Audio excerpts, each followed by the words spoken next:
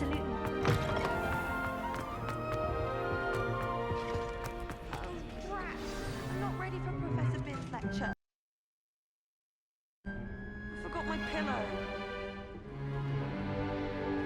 In today's lesson, we will cover a truly thrilling event. The Goblin Rebellion of 1752 and all its triumphant tragedy. But more specifically, we will address the devastating effect it had on the wizard milling industry. Actually, we do know the number. 632. But history occurs outside the classroom. And look, it's time for my constitutional. One can practically osmose the history flowing through Hogwarts. I think the professor wants us to follow him. And now for a stroll to the bell tower entrance hall. Along with the rest of the castle, it was completed in the late early Middle Ages. The hall and the bell towers that loom above it contain myriad interesting artifacts.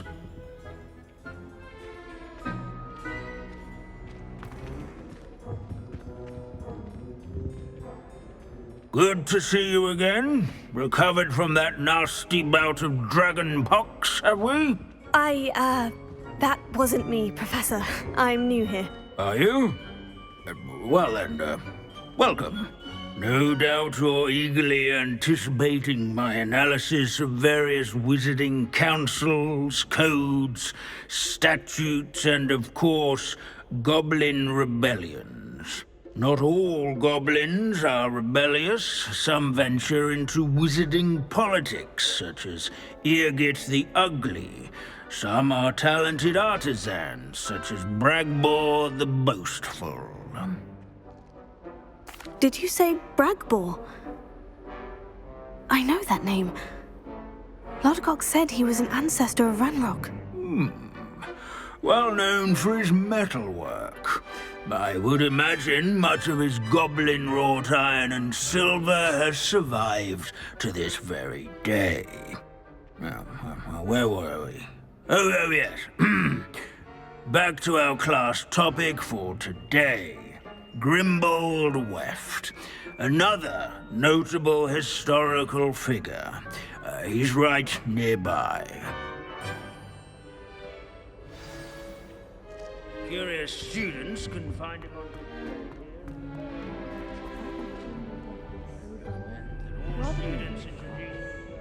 Revelio.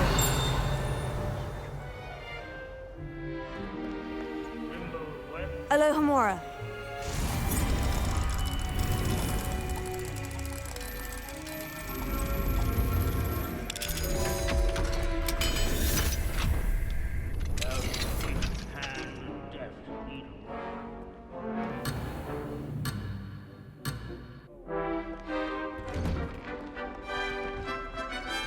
What I wouldn't give to be back on a broom right now. Let's see. Wagadu's history is, well, a bit different than that of Hogwarts. These bits of broom are all that's left of a witch called Celine Wartnobby. Rumour has it, she was demonstrating her... Sir Skaggletop the Heedless once challenged a mountain troll to a game of musical chairs. Care to guess who won? This Grimbold sounds like a helpful fellow. Not the hero of the rebellion. Oh yes, I see you found Grimbold Weft.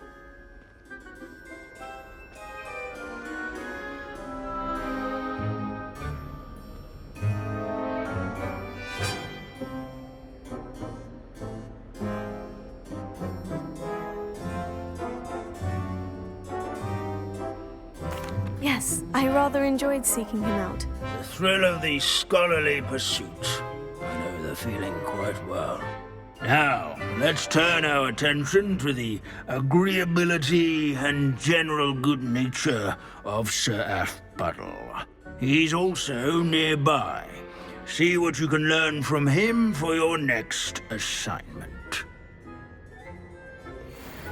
Standing in eternal but symbolic watch over the bell tower is a retinue of loyal knights, or rather, statues of Revelio. knights, I should clarify.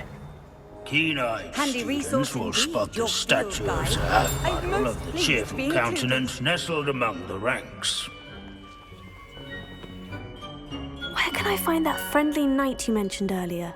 Oh yes, Sir Halfpuddle, or rather the statue of Sir Halfpuddle.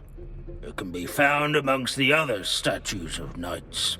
It's easy to identify, as it's been enchanted to wave at those who take the time to seek it out.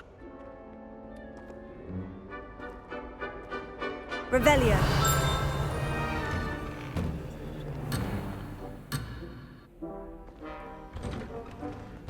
There's nothing quite so magical as history. Rusty, immutable history.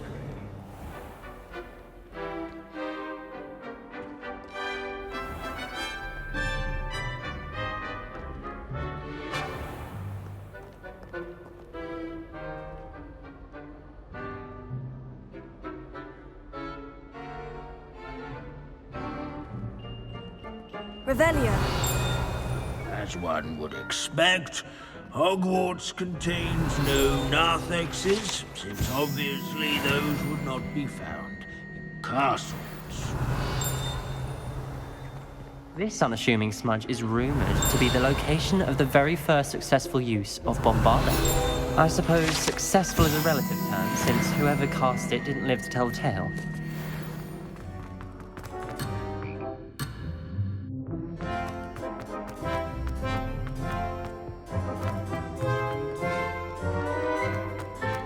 Revelio.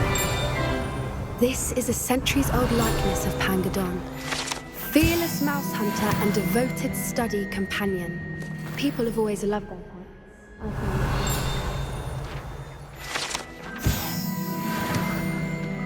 Bombarda. Defender. Revelio. Incendio.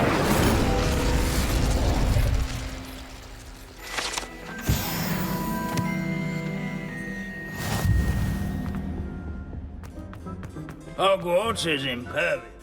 Professor Binns, I found the statue of Sir Halfpuddle. Ah, well done. Alas, Sir Halfpuddle's affability was his undoing. Died instantly trying to befriend a basilisk. Eye contact is not always to be encouraged. So beloved was he that even some goblins mourned his passing. Of course, that did not bode well with the rest of the goblins, most of whom could not abide mourning the loss of a wizard. Pity goblins and wizards can't get along. True, but imagine how dull my lectures would be without goblin rebellions to discuss. History does tend to repeat. It is a series of patterns, a thought both comforting and disconcerting. The wise student, such as yourself, will learn from it.